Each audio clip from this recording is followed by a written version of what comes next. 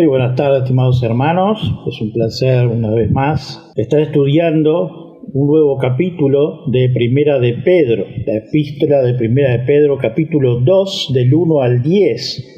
Les invito a que abramos la Biblia, allí mismo en ese capítulo 2, desde el 1 hasta el 10. Nos vamos a dedicar hoy a estudiar estos versículos, así que sin más preámbulo vamos a escuchar el audio y ustedes lo ven con la vista. Estamos compartiendo la lectura de la palabra de Dios. Les invito a que busquen en el Nuevo Testamento el capítulo 2 de la primera carta de Pedro. Primera carta de Pedro, capítulo 2. Vamos a leer juntos esta carta que la encontramos en el Nuevo Testamento. Primera carta de Pedro, capítulo 2. Dice así la palabra de Dios. Desechando pues toda malicia, todo engaño, hipocresía, envidias y todas las detracciones, desead como niños recién nacidos la leche espiritual no adulterada, para que por ella crezcáis para salvación, si es que habéis gustado la benignidad del Señor. Acercándoos a Él, piedra viva, desechada ciertamente por los hombres, mas para Dios escogida y preciosa, vosotros también como piedras vivas, sed edificados como casa espiritual y sacerdocio santo, para ofrecer sacrificios espirituales aceptables a Dios por medio de Jesucristo. Por lo cual también contiene la Escritura: he aquí pongo en Sión la principal piedra del ángulo, escogida, preciosa, y el que creyere en él no será avergonzado. Para vosotros, pues, los que creéis, él es precioso, pero para los que no creen, la piedra que los edificadores desecharon ha venido a ser la cabeza del ángulo, y piedra de tropiezo y roca que hace caer, porque tropiezan en la palabra siendo desobedientes, a lo cual fueron también destinados. Mas vosotros sois linaje escogido, real sacerdocio, nación santa, pueblo adquirido por Dios, para que anunciéis las virtudes de aquel que os llamó de las tinieblas a su luz admirable. Vosotros que en otro tiempo no erais pueblo, pero que ahora sois pueblo de Dios, que en otro tiempo no habíais alcanzado misericordia, pero ahora habéis alcanzado misericordia. Amados, hasta aquí lo que es de este capítulo, desde el 1 al 10 del capítulo 2. Pero antes de entrar vamos a pedir a nuestro amigo Pastor Gustavo que esté orando para iniciar justamente en esta noche el estudio bíblico. Oremos, hermanos. Padre, gracias te damos en el nombre bendito de Jesucristo por el privilegio que tenemos una vez más de estar conectados en tu santo nombre. Pedimos, Señor, que tu Santo Espíritu nos dirija de principio a fin por este precioso estudio. Nos mete Cristo en la cruz. Amén. Bueno, hemos escuchado y leído también el capítulo 2 del 1 al 10. El apóstol Pedro reengancha este inicio de versículo 1 con el pasaje anterior, donde nos llama a purificarnos por medio de la obediencia. Como el ciervo brama por las corrientes de las aguas, así clama por ti, oh Dios, el alma mía, dice Salmo 42:1. Pero seguimos el verso 1 de 1 Pedro, donde dice: toda malicia, todo engaño, hipocresía, envidias y toda detracción, desead como niño recién nacido la leche espiritual no adulterada, para que por ella crezcáis para salvación, si es que habéis gustado la benignidad del Señor. Así hemos leído versos 2 y 3 y parte del 1 de 1 Pedro 2.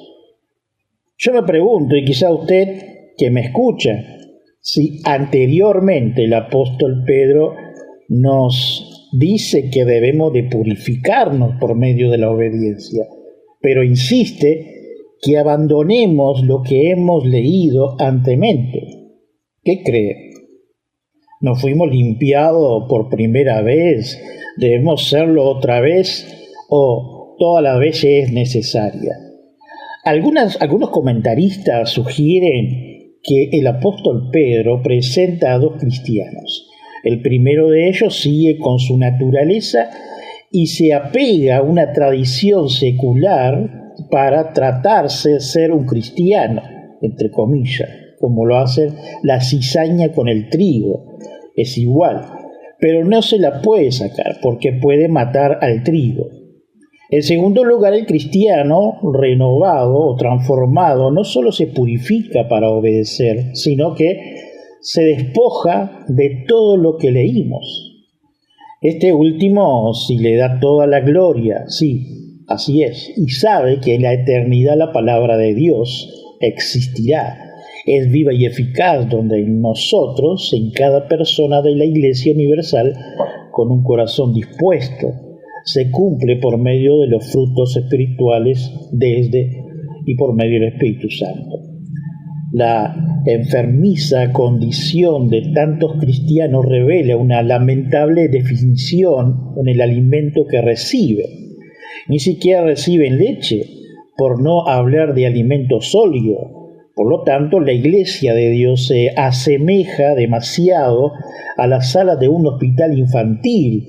Lo más avanzado entre nosotros en conocimiento y logros son en comparación con lo que llegaron a ser como bebé, así nos dice en su comentario Maya.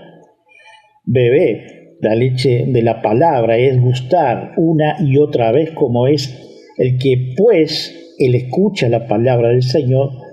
Los creyentes experimentan el gozo de la comunión personal con el Señor mismo, dice Gooden en su comentario.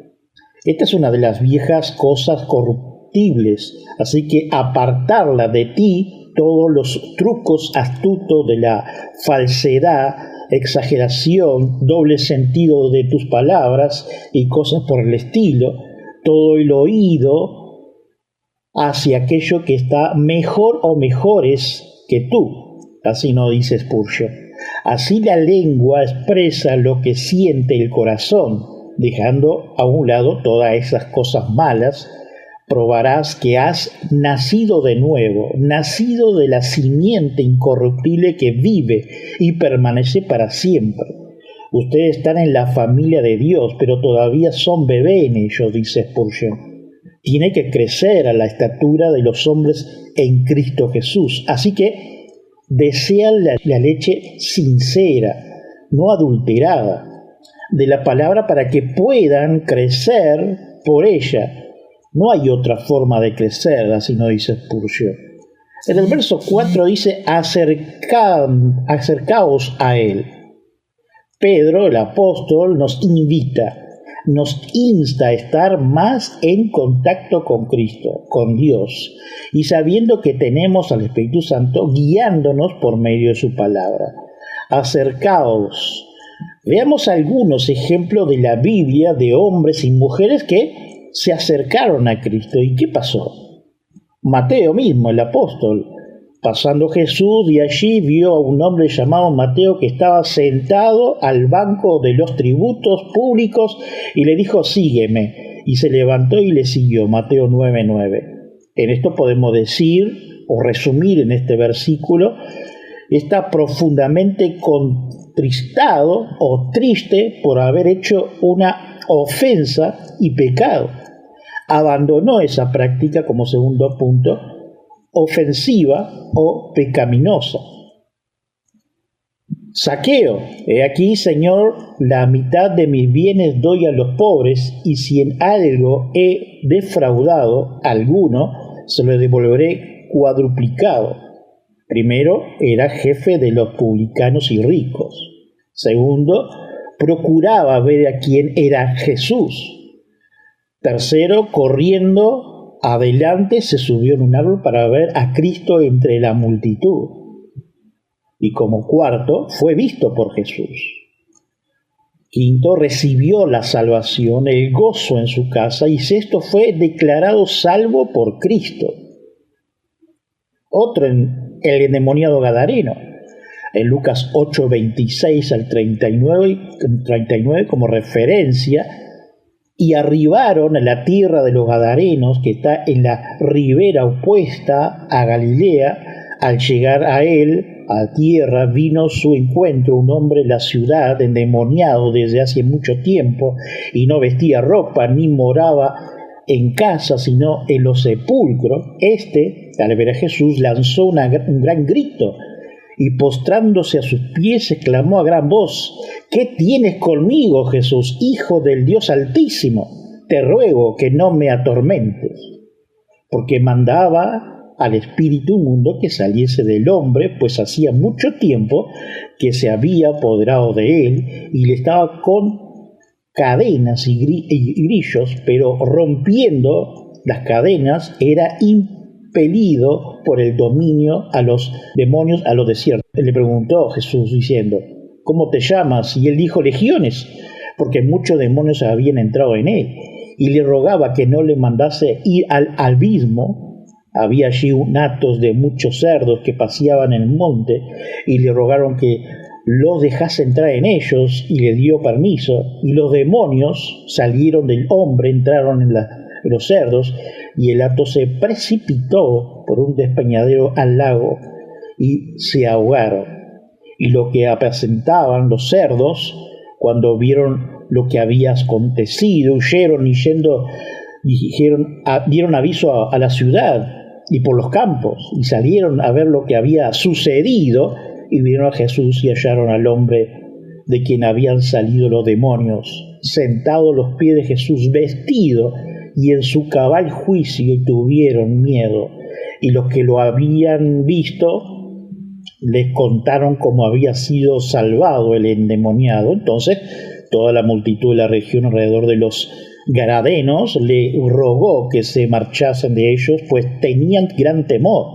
Y Jesús, entrando en la barca, se volvió, y el hombre de quien había salido los demonios le rogaba que le dejase estar con él, pero Jesús le despidió, diciendo: vuélvete a tu casa y cuenta cuán grandes cosas ha hecho Dios contigo. Y él se fue, publicando por toda la ciudad cuán grandes cosas había hecho Jesús con él.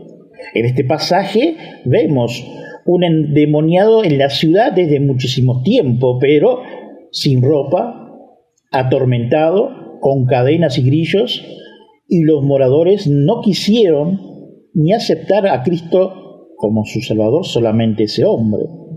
Y como ejemplo tenemos también a la mujer samaritana, que obtuvo agua viva para pagar su sed espiritual y física, donde convenció al pueblo. Y después el pueblo no precisó ser convencido porque tenían a Jesús como creyente y salvos por él. Otra, la mujer adúltera. Jesús, escribiendo en suelo y agachado, tenía el oído puesto en lo que la gente, los fariseos, donde una nueva fase de prueba referente al adulterio. El que esté limpio de pecado puede tirar la primera piedra. De los más viejos y más jóvenes se retiraron porque su conciencia lo acusaba. Ella dijo: ninguno, Señor. Entonces Jesús le dijo: ni yo te condeno, vete y no peques más. De más es decir, uno de los 13 de más 13, que como yo lo llamo, el apóstol Pablo. Así llamó al apóstol. El apóstol recibió mayor parte del Nuevo Testamento que escribió, de los libros. De sicario contratado, fue confrontado por Cristo en apenas minutos, le impuso su futuro a solos con Dios y el apóstol Pablo, el Espíritu Santo y el apóstol Pablo, de quedar ciego a ser sanado por Dios por medio del temeroso Ananías que vivía en Damasco.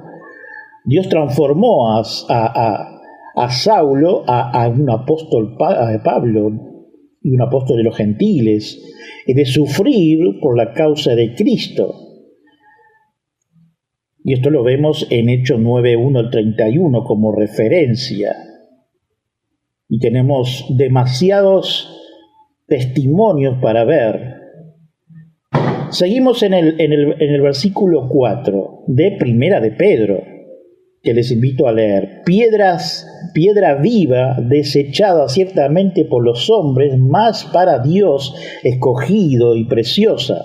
Verso 5, vosotros también, como piedra viva, sed edificadores como casa espiritual y sacerdocio santo, para ofrecer sacrificios espirituales aceptables a Dios por medio de Jesucristo. Hemos leído los versos 4 y 5 de Primera de Pedro. El apóstol en estos textos nos insta a pensar, a reflexionar que Cristo no vino a crear una iglesia física, a un templo espiritual construido en la piedra viva que es Cristo Jesús.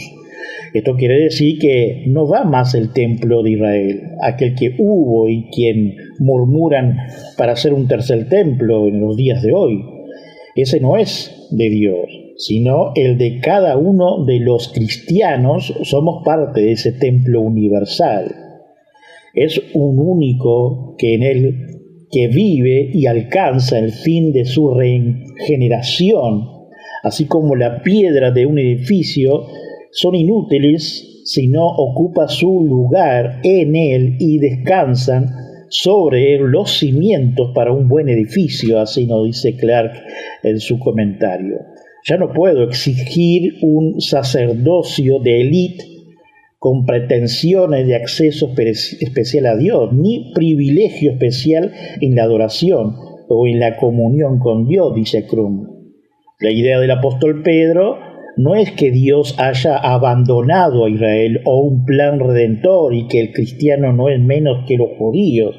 Dios realizó una obra de edificación y nosotros de ofrecerle sacrificios que le agraden a Él. Al acercarnos a Jesús de la manera que somos, sencillos, humildes y sinceros, para que enumerarlo, si el Señor mismo ya nos conoce de antemano porque puso en nosotros ese sentir que hemos nombrado, sencillez, humildad y sinceridad.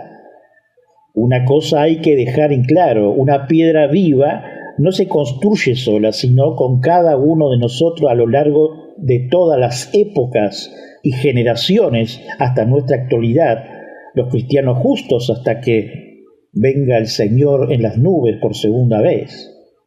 Verso 6 hasta el 8 de Primera de Pedro. Por lo cual también contiene la escritura: he aquí pongo en Sión la principal piedra del ángulo, escogido, preciosa, y el que creyere en él no será avergonzado. Para vosotros, pues, los que creéis, él es precioso, pero para los que no creéis, la piedra que los edificadores desecharon ha venido a ser la cabeza del ángulo, piedra de tropiezo y roca que hace caer, porque tropiezan en la palabra, siendo desobediente, a lo cual fueron también destinados.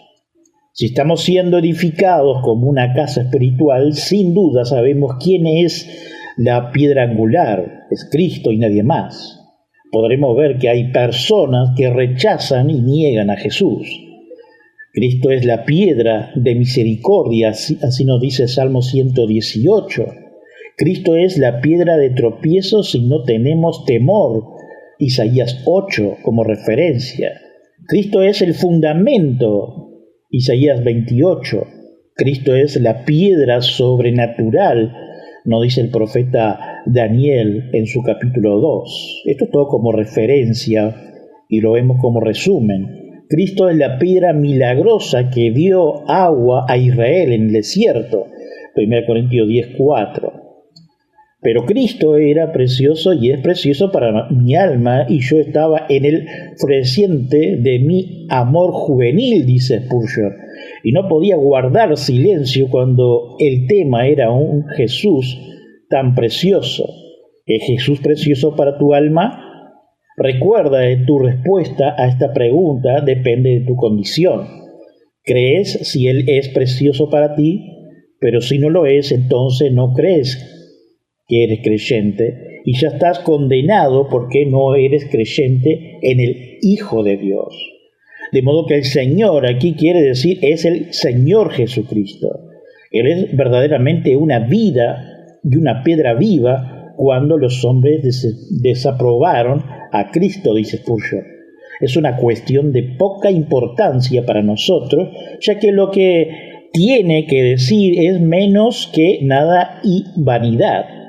Como la provocación salvaje de los vientos, déjalo bramar hasta que se apague. Cristo es, a la verdad, rechazado por el hombre, pero escogido de Dios y precioso. Mira lo que Jesucristo ha hecho de ustedes, de nosotros, que creen en Él, por la sangre incorruptible, la simiente incorruptible, y los que ha traído a un sacerdocio celestial, y hoy debemos pararse ante el altar espiritual y ofrecer sacrificio espiritual aceptable a Dios por Jesucristo, dice Spurgeon. No orar, no alabar, no amarás. Estos son sacrificios con los que Dios se complace. ¿No es así? Entonces disfrutemos de su preciosa y todo lo que realmente creemos en Él. Precioso Cristo, precioso para todo su pueblo y precioso para mí, dice Spurgeon. Cuando Pedro, el apóstol, escribió estos versículos, debe de haber pensado en su propio nombre. Fue llamado piedra o peña y una vez fue para su maestro una roca de escándalo cuando tropezó con la palabra de Cristo y comenzó incluso a reprender a su Señor, pero fue perdonado y salvo, por lo que ahora de una advertencia a otra para que no pequen, aunque más gravemente, haciendo lo que Cristo mismo sea para ellos piedra de tropiezo y roca de escándalo, dice Spurgeon en su comentario. Ahora veamos los versículos finales de primera de Pedro, capítulo 2, verso 9 al 11, y dice: Mas vosotros sois linaje escogido, real sacerdocio, nación santa, pueblo adquirido por Dios, para que anunciéis la virtud de aquel que os llamó de las tinieblas a su luz admirable. Vosotros que en otros tiempos no erais pueblo, pero que ahora sois pueblo de Dios, que en otro tiempo no habíais alcanzado misericordia, pero ahora habéis alcanzado misericordia. De aquello que pertenecía exclusivamente a Israel, donde era de ellos su elección, sacerdocio y llamamiento, ya no es más propiedad de ellos, ahora pertenece a todos los cristianos que el Señor, que Cristo eligió. Cada uno somos un sacerdote real dado por Cristo en una identidad y propósito. Podríamos decir que hubo en el tiempo del Antiguo y el Nuevo Testamento como sacerdote real, en un plan de Dios que podríamos nombrarlo de esta forma. Un sacerdote era una persona llamada por Dios o elección de una familia, en este caso Leví. Cuidaba el templo, representaba al pueblo de Dios. Veamos una cronología del sacerdocio desde un punto de vista en el plan de nuestro Dios al hombre, Adán y Eva.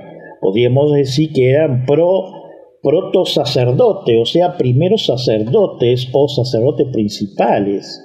Abraham y Melquisedec, allí en Hebreos 6:20 y otros relacionados. Por tanto, Jesús es hecho fiador de un pacto. Moisés y Aarón, porque Cristo, cuando aún éramos débiles a su tiempo, murió por los impíos. Ciertamente apenas morirá alguno por un justo, con toda pudiera ser alguno osará morir por el bueno, mas Dios muestra su amor para con nosotros en que siendo aún pecadores, Cristo murió por nosotros, Romanos 5, 6 al 9, como referencia de Moisés y Aarón. Hemos hablado de Moisés y de Aarón. Y nos da como referencia también Hebreos 3, 1, 6, simplemente para tener como referencia. Habla también del sacerdocio de David, rey sacerdote. Muchos lo tienen como una persona del Antiguo Testamento, pero en Hechos 13, 32 al 37 nos habla de que Dios ha cumplido a los hijos de ellos, a nosotros, resultado Jesucristo, como está escrito también en el Salmo 2. Mi hijo eres tú, yo te he engendrado hoy. Estamos viendo Hechos 32, 37, verso 34, estamos leyendo. En cuanto que la levantó de los muertos para nunca más volver a corrupción, le dijo así: os daré las misericordias fieles de David. Esto es como referencia a David como rey y sacerdote. También tenemos a Jesús, el sacerdote real, descendiente de Adán y Eva, y como referencia nos da en Hebreos, la cual tenemos como segundo y firme ancla de alma y que penetra hasta dentro del velo, donde Jesús entró por nosotros como precursor, hecho sumo sacerdote para siempre según el orden de Melquisedec, Hebreos 6, 19 al 20. Y sacerdocio real, Cristo murió en la cruz, el velo del templo se rompió y al resucitar cada persona elegido por Cristo son sacerdotes, representados, gobernantes del mundo en su nombre, uniéndonos con Cristo en su resurrección y en todo su sacerdocio real. Como referencia tenemos Hebreos 4, 14 al 16. Por tanto, teniendo un gran sumo sacerdote que traspasó los cielos, Jesús el Hijo de Dios, retengamos nuestra profesión, porque no tenemos un sumo sacerdote que no pueda compadecerse de nuestras debilidades, sino uno que fue tentado en todo según nuestra semejanza, pero sin pecado. Acerquémonos, pues, confiadamente al trono de la gracia para alcanzar misericordia y hallar gracia para el oportuno socorro. Hemos visto lo que es el sacerdocio real y hemos llegado al final del nuevo estudio desde el 1 al 10 del capítulo 2 y terminamos orando así: Señor, gracias por tu gran amor y misericordia, gracias por tu bondad y también gracias, Señor, por saber esa herencia que tú nos has dejado, no solamente de la vida eterna, sino que cada uno de nosotros que fuimos llamados y elegidos, somos sacerdotes por medio de tu escritura, por medio de tu gran palabra, que Señor, que tú nos guías cada día por medio de tu Espíritu Santo. Señor, bendice a los hermanos presentes, pero también, Señor, bendice a cada uno de los hermanos que no han podido participar y suple también, Señor, las necesidades tanto espirituales como físicas. Te damos gracias, Señor, y que tú teas tomando el control, Señor, y que nuestro yo, Señor, sea menguado y que tu verdad, Señor, prevalezca. Señor, te pedimos por la iglesia perseguida y desplazada en el mundo, que supla, Señor, las iglesias de las necesidades para proveer a los diferentes emigrantes en diferentes puntos del mundo, Señor, que está habiendo guerras, tormentas, ciclones y todo lo que en la Escritura misma tú nos alertas. Señor, gracias por este momento de estudio y gracias por permitirnos, Señor, abrir tu Escritura y hablar de ella. Amén. Saludos a todos, bendiciones.